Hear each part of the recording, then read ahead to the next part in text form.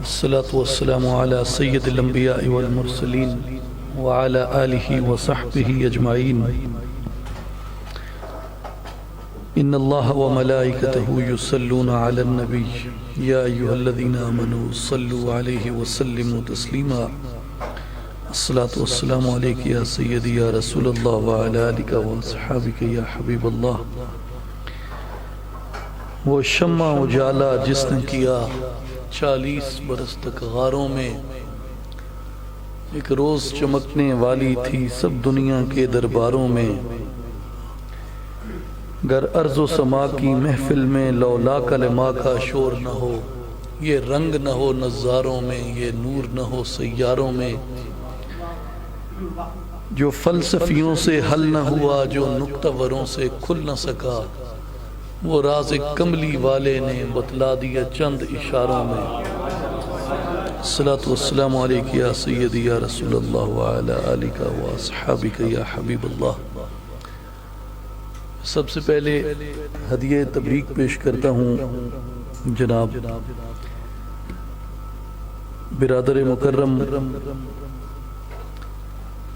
رہنمائے محترم امیر جماعت اہل حرم جناب مفتی گلزار احمد نعیمی صاحب کو، اور ان کا مشکور ہوں کہ انہوں نے آج کی ایک علمی اور فکری نشست بپا فرمائی. جامعہ نعیمیہ کو، جماعت اہل حرم کو اور آپ کے تمام رفقا کو صمیم قلب سے مبارکباد پیش کرتا ہوں کہ آپ اس کاروان کو بڑی خوبصورتی سے لے کے آگے چل رہے ہیں. اللہ تعالیٰ آپ کی مساعی جلیلہ کو تقویت عطا فرمائے اور قبول فرمائے. جو عوامی جلسہ ہوتا ہے، یہ جس میں زیادہ ہجوم ہوتا ہے، اس میں بات کرنے کا جو موڈ بھی اور موڈ بھی، یہ دونوں مختلف ہوتے ہیں. لیکن جو علمی محفل ہے اس میں گفتگو بالکل مختلف ہوتی ہے. تو مجھے جب مفتی صاحب نے حکم فرمایا تو میں نے اس وقت یہ طے کیا کہ میں نے ایسی گفتگو نہیں کرنی کہ جس میں ایسے جملے آئیں جن کا نتیجہ ہو کہ اونچی آنکھو سبحان اللہ. سبحان اللہ کی ویسے تسبیح پڑھتے رہنا چاہیے جب بھی آپ کسی اچھی جگہ پہ بیٹھیں، اور اچھی جگہ نہ بھی ہو تو بھی اللہ تعالیٰ کی حمد و ثنا ہر وقت زبان پہ جاری رہنی چاہیے، دل میں پڑھتے رہیں، زبان سے بھی پڑھتے رہیں سبحان اللہ. تو آج کی جو گفتگو ہے یہ جس موضوع پہ ہے، میں اس موضوع پہ بھی عرض کر دوں کہ آپ یہ توقع نہ کریں کہ میں یہاں کھڑے ہو کے اور عربیوں کی اور عرب سے اٹھنے والی کئی آوازوں کی ایسی کی تیسی پھیر دوں گا اور یہاں بتاؤں گا کہ مسلک حق زندہ باد. وہ تو ہے زندہ باد، تو وہ ہے حق کا مسلک ہے، اور حق کا مسلک ہی زندہ باد ہوتا ہے. تو لیکن تھوڑی اس کی تاریخ دیکھیں گے، مشرق وسطیٰ کے جو حالات یہاں تک پہنچے ہیں، اور پھر کچھ جو موجودہ صورتحال ہے اس کے چیدہ پہلوؤں پہ بات کریں گے. سب سے پہلے ہم اس کے جو تاریخی پس منظر ہے اس کی طرف آتے ہیں. تاریخی پس منظر میں اسلام سے پہلے کا عرب، آپ اہل علم ہیں، مجھ سے بہتر جانتے ہیں، خلافت راشدہ، اس کے بعد خلافت بنو امیہ، امارت بنو امیہ قائم ہوئی، اس کے بعد خلافت عباسیہ آ گئی، اور تقریباً 847 عیسوی میں خلافت عباسیہ کا زوال شروع ہوا، اور دنیا اسلام جو تھی یہ 3 بنیادی حصوں میں عرب جو تھے یہ تقسیم ہو گئے. ایک خلافت عباسیہ مرکزی حیثیت میں تو قائم تھی، لیکن جو اس کی اجتماعی حیثیت تھی اس میں وہ کمزور ہو گئی. مصر میں فاطمی حکومت قائم ہوئی، اور اس وقت دنیا عرب کا ہی حصہ سمجھا جاتا تھا کہ تقریباً 12 نوٹیکل مائلز ہے موراکو سے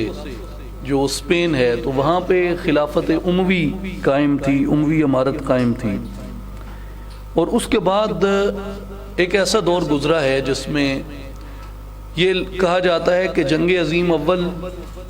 20ویں صدی میں ہوئی، لیکن میرے خیال میں جو جنگ عظیم اول تھی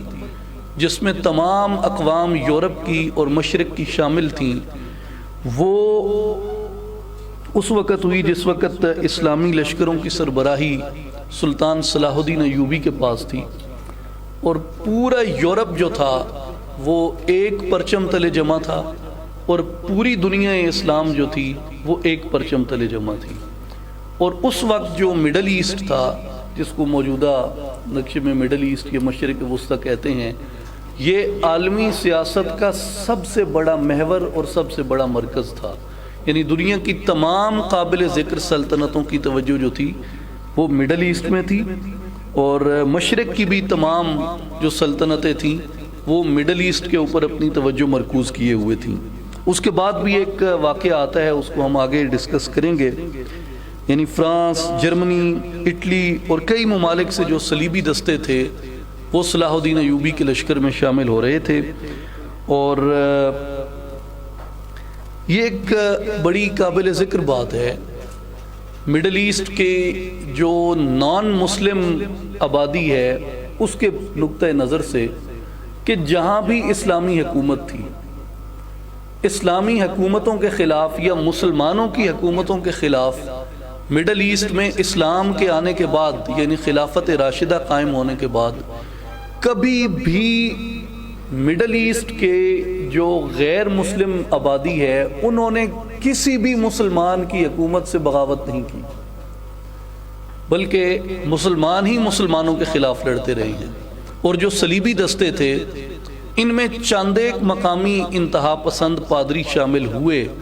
لیکن ان کے ساتھ مڈل ایسٹ میں بسنے والے عیسائی آج بھی لیبنان میں، مصر میں، کئی ممالک میں بہت بڑی تعداد کے اندر یہ لوگ موجود ہیں،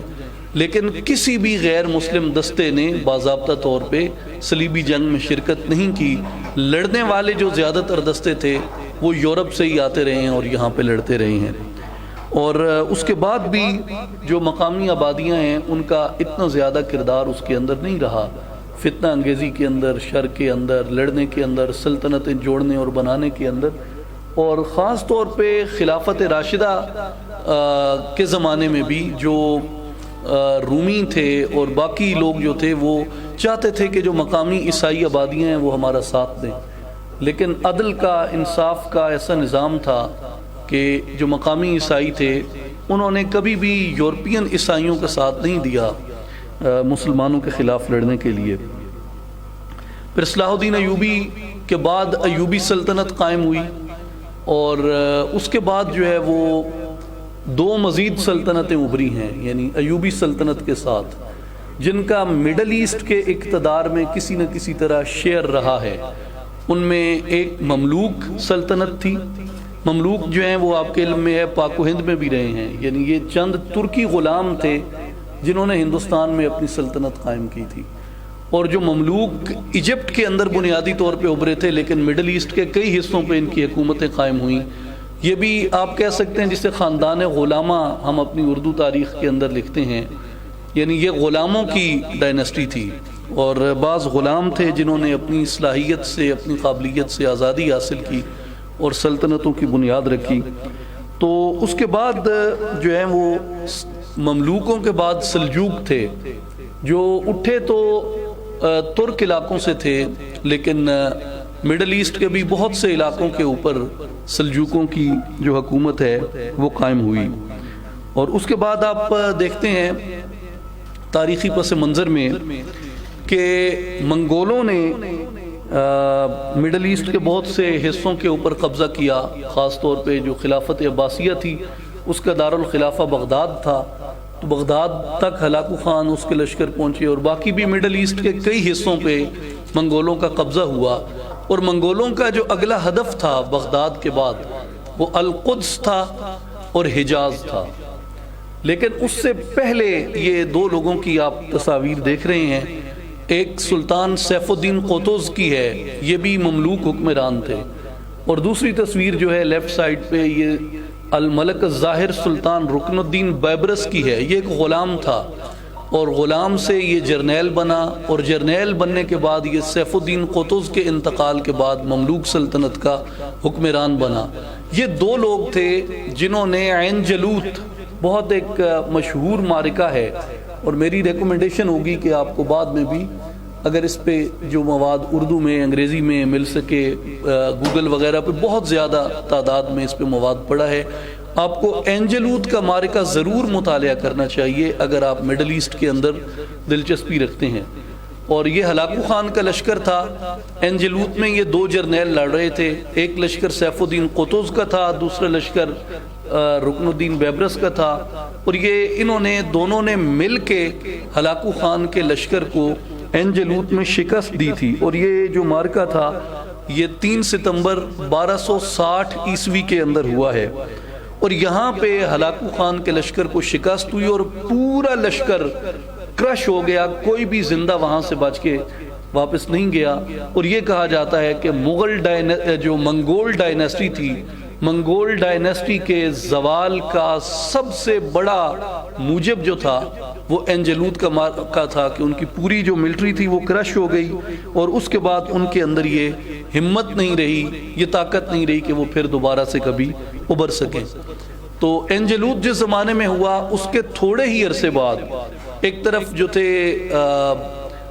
سلجوقی کمزور ہو گئے تھے, پھر مملوکوں کے اپنے اندر سلطان رکن الدین بیبرس کے بعد بہت زیادہ انتشار پیدا ہو گیا تھا.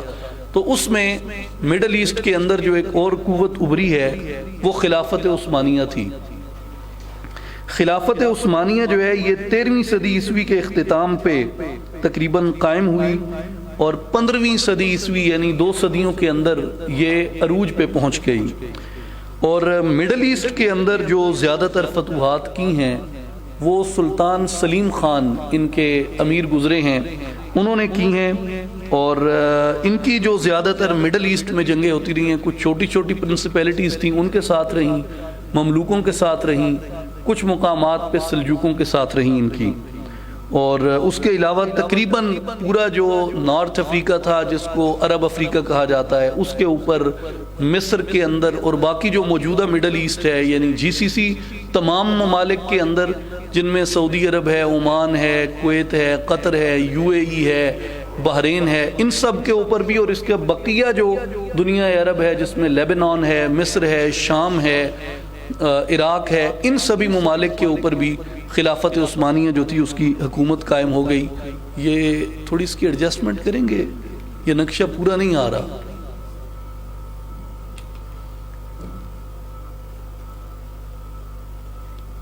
یہ اس میں آپ دیکھ سکتے ہیں لیفٹ سائڈ پہ چھوٹے چھوٹے انہوں نے اس کے اندر ظاہر کیا ہے کہ کس دور میں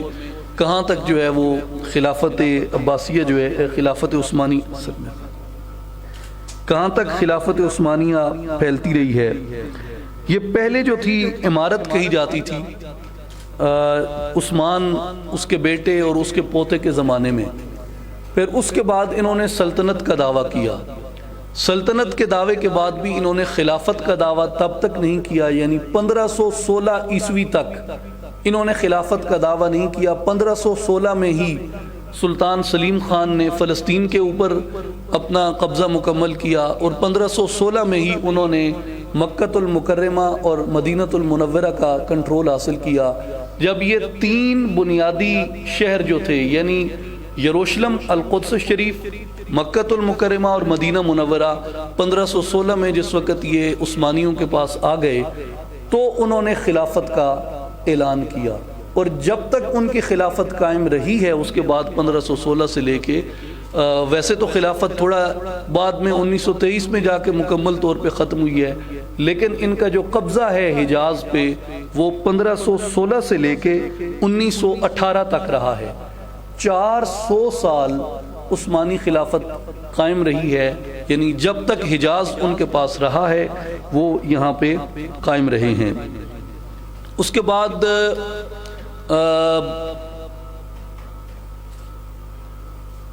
یہ مختلف علاقے ہیں مڈل ایسٹ کے, تقریباً آپ دیکھ سکتے ہیں سارا مڈل ایسٹ ہی وہ ان کے اندر شامل رہا ہے. پھر تقریباً جس وقت 19ویں صدی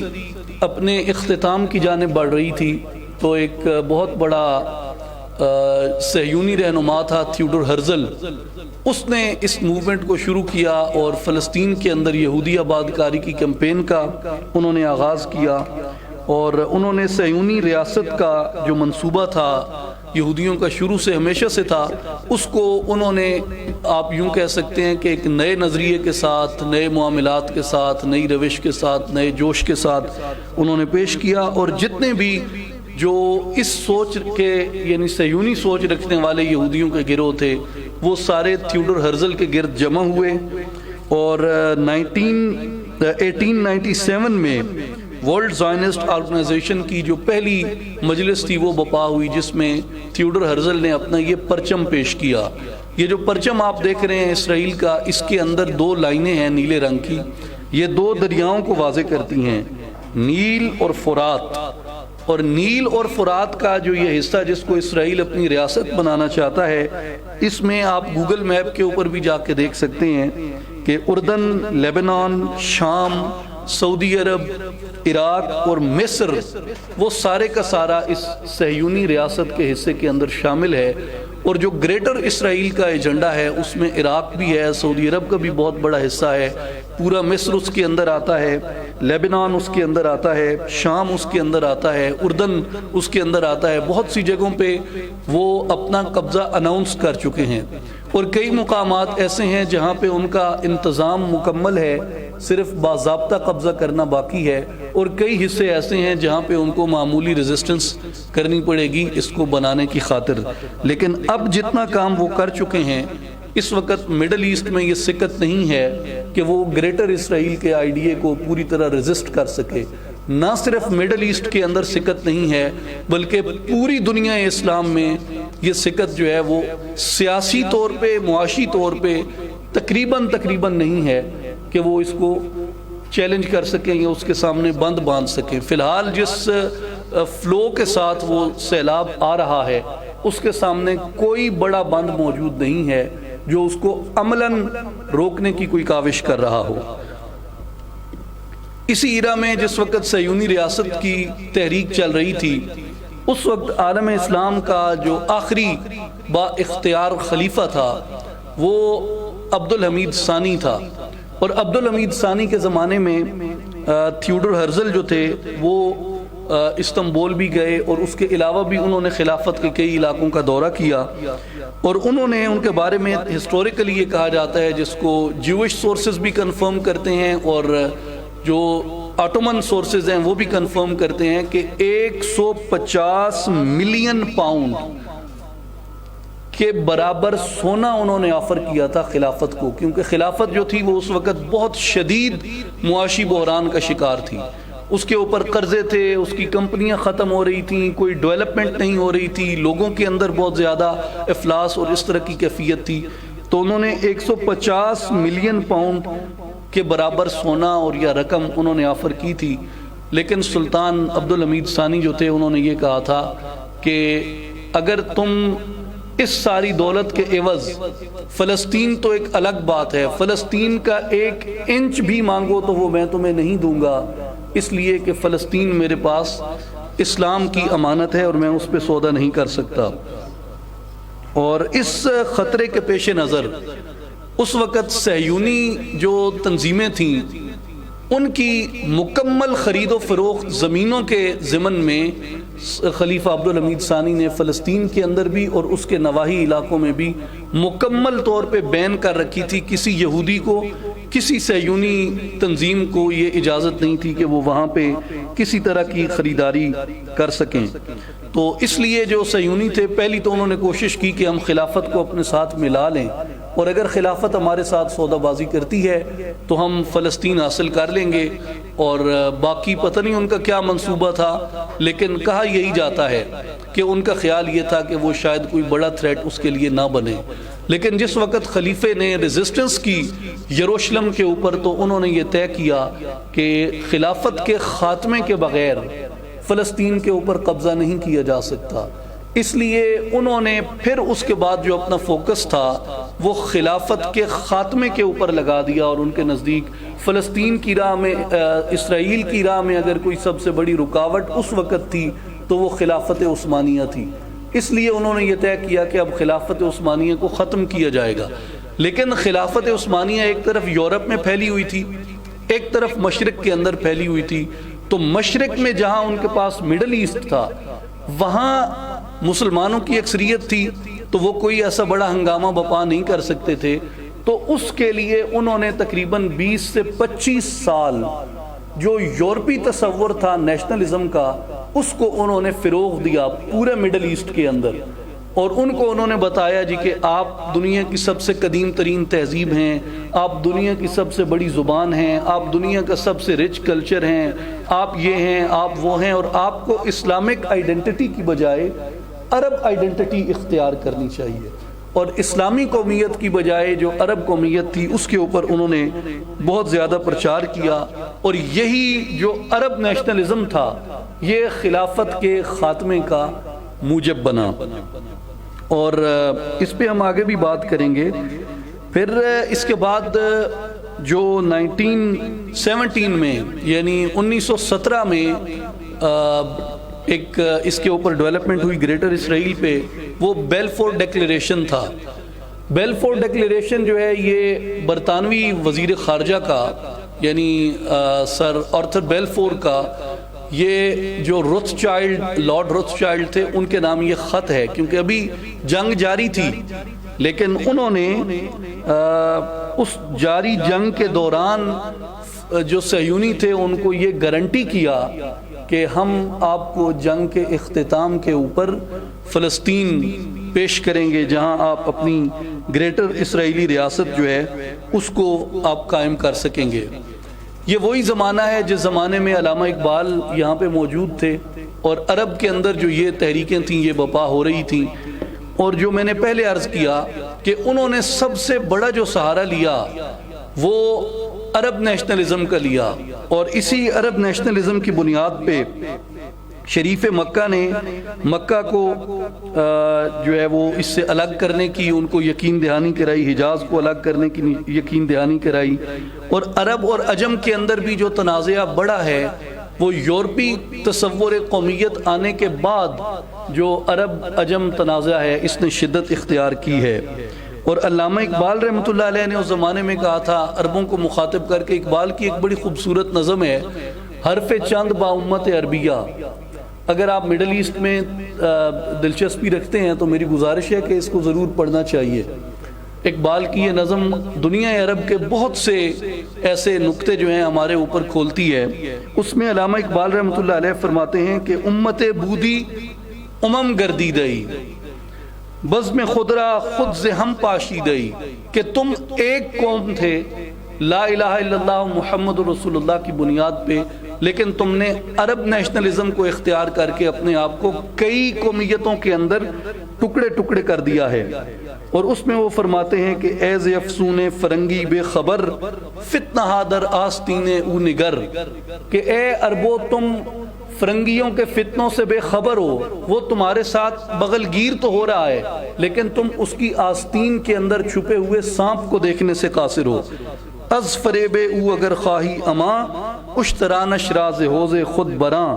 اگر تو فرنگیوں کو چاہتا ہے کہ ان کے فریب سے بچ جائے تو سب سے پہلا یہ اہتمام کر کہ ان کے اونٹ اپنے کنویں سے بھگا دے۔ جب تک فرنگیوں کے اونٹ تمہارے کنویں پہ رہیں گے تب تک یہ انتشار موجود رہے گا۔ اور اقبال کا یہ ایسا آفاقی شعر ہے کہ آج تک بھی مڈل ایسٹ کا سب سے بڑا کرائسس یہ ہے کہ مغرب اپنی پوری عسکری طاقت کے ساتھ مڈل ایسٹ کے اندر موجود ہے، اور عرب جو ہیں ان کو اس نے مفلوج کر کے رکھ دیا ہے۔ کسی ریزسٹنس کی، کسی بڑی تحریک کی کوئی توقع اس وقت دنیا عرب سے نہیں کی جا سکتی۔ علامہ اقبال نے عربوں کو مخاطب کر کے یہ بھی کہا تھا کہ کرے یہ کافر ہندی بھی جرأت گفتار، نہ ہو اگر عمرائے عرب کی بے ادبی، یہ نکتہ پہلے سکھایا گیا کس امت کو چراغ مصطفی سے شرار بولہبی، نہیں وجود حدود و ثغور سے اس کا، محمد عربی سے ہے عالم عربی۔ اقبال نے یہ کہا تھا کہ جو عالم عرب ہے یہ اسلام سے ہے، اور عالم عرب جو ہے وہ اپنی حدود سے، ثغور سے، جغرافیے سے، کلچر سے، احرام مصر سے یا اس طرح کی باقی یادگاروں سے نہیں ہے۔ عرب شناخت جو ہے وہ محمد الرسول اللہ صلی اللہ علیہ وآلہ وسلم ان کے ساتھ قائم ہے، اور اس لیے اقبال کی جو تنقید ہے وہ آپ کو بجا نظر آتی ہے کہ اگر عرب جو تھے وہ یورپی تصور قومیت کو اختیار نہ کرتے تو جس کرائسس سے آج وہ گزر رہے ہیں وہ اس کرائسس سے نہ گزرے ہوتے۔ اس کے بعد ایک اہم حصہ جو میرے خیال میں جس کے بغیر ماڈرن مڈل ایسٹ جو ہے وہ مکمل نہیں ہوتا، وہ لارنس آف عربیہ کا کریکٹر ہے۔ لارنس آف عربیہ جو ہے یہ پہلی جنگ عظیم میں ایک برطانوی جاسوس تھا جو کہ گوریلا جنگ کا، آثار قدیمہ کا نقشے بنانے کا ماہر تھا، اور کئی یورپین اور مشرقی زبانوں کا بھی بہت بڑا ماہر تھا۔ اس کو بھیجا گیا یورپ برطانیہ سے مڈل ایسٹ کے اندر، جیسے آپ اس کی تصویر دیکھ رہے ہیں، یہ مطلب روپ بدلنے میں اور اس طرح کی جس کو آپ کہتے ہیں سیاسی مدد کرنے میں یہ بڑا تیز تھا، عربی میں بڑا فلوئنٹ تھا۔ تو یہ اس طرح کا روپ دھار کے عربوں کو ان کی تاریخ، ان کے جغرافیے، ان کے آثار اور اس چیز کے اوپر یہ اکساتا رہا کہ اگر تم لوگ عثمانیوں سے نجات حاصل کر لو تو مستقبل تمہارا ہو سکتا ہے، تم یہاں پہ سنور سکتے ہو اور بہت بڑی اپنی سلطنتیں قائم کر سکتے ہو۔ اور لارنس آف عربیہ نے جو دو کام کیے، ایک تو اس نے شریف مکہ کو اس چیز کے اوپر مجبور کیا، اور دوسرا جو کام تھا، جو ترکوں کی سپلائی لائنز آتی تھیں عرب کے اندر، ان سپلائی لائنز کے اوپر اس نے گوریلا وار شروع کی،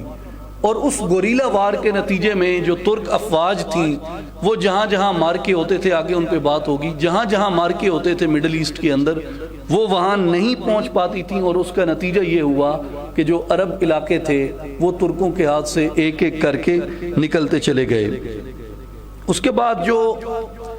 جنگ عظیم اول ہے، اس میں ایک طرف عثمانی الائنس تھا اور ایک طرف برطانوی الائنس تھا۔ جو برطانوی الائنس تھا اس میں برطانیہ کے ساتھ فرانس تھا، روس تھا، بیلجیم تھا، پرتگال تھا اور یونان تھا۔ جو عثمانی الائنس تھا اس میں جرمنی تھا، آسٹریا تھا اور بلغاریہ تھا۔ اور خلافت عثمانیہ کی برٹش فورسز کے ساتھ بغداد میں اور فلسطین میں بہت شدید جنگیں ہوئی ہیں، جن کا ہمارے ہاں اتنا زیادہ مطالعہ نہ ہونے کی وجہ سے یہ سمجھا جاتا ہے کہ پتہ نہیں کس طریقے سے فلسطین ہمارے ہاتھ سے نکلا ہے یا بغداد عثمانیوں سے نکلا ہے۔ باضابطہ الائیڈ فورسز وہاں پہ داخل ہوئیں اور کئی مہینے بہت زبردست جنگیں عثمانیوں کی اور الائیڈ فورسز کی وہاں پہ ہوتی رہی ہیں۔ 1917 میں بغداد پہ قبضہ مکمل کیا الائیڈ فورسز نے، اور 1918 میں جو فلسطین کے علاقوں پہ گوریلا وارفیئر کے ذریعے قبضہ جو ہے وہ الائیڈ فورسز نے اپنا مکمل کیا۔ اس کے بعد ایک بڑا مشہور پیکٹ ہے جس کا جیسے بیلفور ڈکلیریشن کا ایک بہت بڑا اثر مڈل ایسٹ کے اوپر ہے، یہ ایک بہت بڑا ایگریمنٹ تھا، سائکس پیکو ایگریمنٹ اس کو کہا جاتا ہے۔ یہ دو ڈپلومیٹ تھے، ایک فرینچ تھا ایک برطانوی تھا، مارک سائکس اور جارج پیکو۔ انہوں نے تقریباً نومبر 1915 سے لے کے جنوری 1916 کے درمیان یہ ایک ایگریمنٹ انہوں نے تیار کیا تھا، جس کے تحت جو فلسطین کا علاقہ تھا یہ برطانوی کنٹرول کے اندر عملاً اس کے ذریعے آ گیا۔ اب آپ اس میں دیکھ سکتے ہیں کہ نیچے تقسیم بھی دی ہوئی ہے، جیسے جیسے جو اس کے الائیڈ فورسز نے جہاں جہاں قبضہ کیا ہے۔ انڈیپینڈنٹ سعودی عربیہ آپ کو نظر آ رہا ہے، رائٹ سائڈ پہ ایک اور انڈیپینڈنٹ لینڈ ہے، یہ ایرانین ہے۔ پھر برٹش مینڈیٹ آف میسوپوٹیمیا ہے، یہ عراق کا علاقہ ہے جو برطانیہ کے قبضے میں چلا گیا۔ پھر اس طرح باقی مینڈیٹ آپ کو پیلسٹائن کے اندر برٹش مینڈیٹ نظر آتا ہے، سیریا کے اندر آپ کو فرینچ مینڈیٹ جو ہے وہ نظر آتا ہے، اوپر جو ہے وہ آپ کو ٹرکی انڈیپینڈنٹ نظر آتا ہے۔ تو یہ تقسیم تھی جو انہوں نے وہاں پہ کی اس پیکٹ کے تحت، اور یہ جتنے عرب علاقے تھے یہ الائیڈ فورسز نے آپس میں تقسیم کر لیے. اور ظاہر ہے کہ اس پیکٹ